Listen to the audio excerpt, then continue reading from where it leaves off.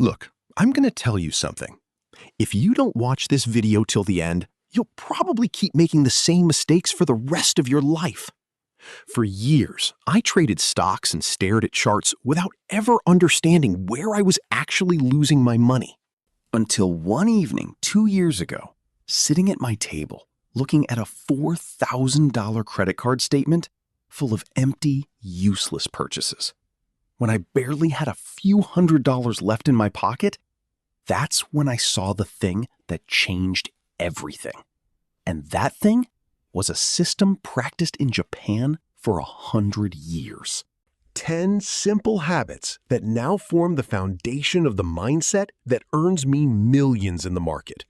But I'm saving that one habit for the end, because that's the one that will actually make you money. So let's go through them in order. There's this handwritten notebook called kakeibo.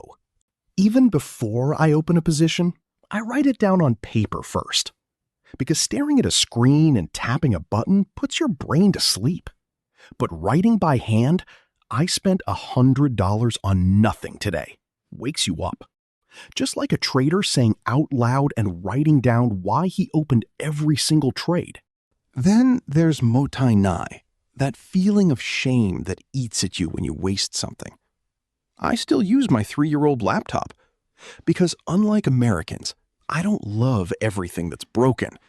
I love what's cracked. Just like that tradition of repairing cracked pottery with gold to make it more valuable. Think about your portfolio the same way. Don't dump a losing position right away. Wait a little. Learn to live with it. The next rule is hara hachi, the principle of stopping at 80% full. I live on 80% of my income, and I never even see the rest.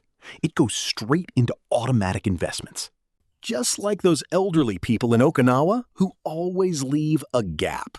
That gap is your margin, your cash reserve, the thing that keeps your hands from shaking in a panic and keeps you calm.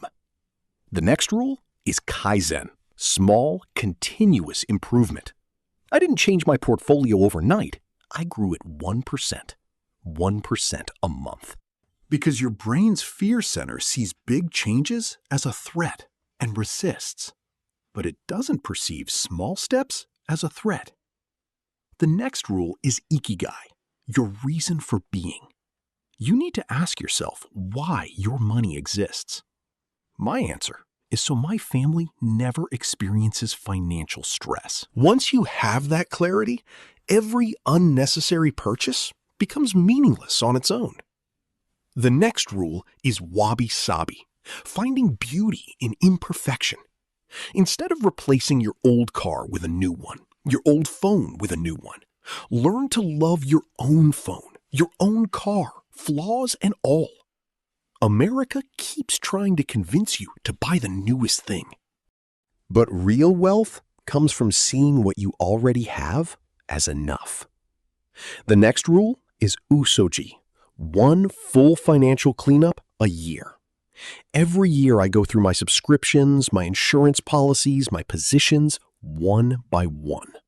The first time I did this, I found a forgotten $300 monthly charge. Over $3,000 a year was leaking out without me noticing. The next rule is shinrin-yoku, wandering in the forest for free, not equating fun with spending money. My best weekends have been the ones where I spent nothing. And our next rule is hansei, real self-criticism. Sit down every month and ask yourself, did I hit my goal? Which purchase actually had meaning? What should I change? Because without this question, none of the other habits develop. But the rule I promised you at the start, here it is. Chokin. Not spending before you earn. Save first, then live on what's left. I always act this way in the market too. I set aside my profit share first, then spend the rest. This single habit is the sole reason why out of 2 people earning the same salary in the same city, one retires with $100,000 and the other with $570,000. Only the order changed. Save first, then spend. instead of spend, then save. And if there's one thing you take from this video today, let it be that you don't need to earn more. You need more meaning, and to acquire the things you actually need. Because wealth doesn't grow by shouting. It grows quietly, patiently, calmly, like a Japanese garden where every stone is placed for a reason.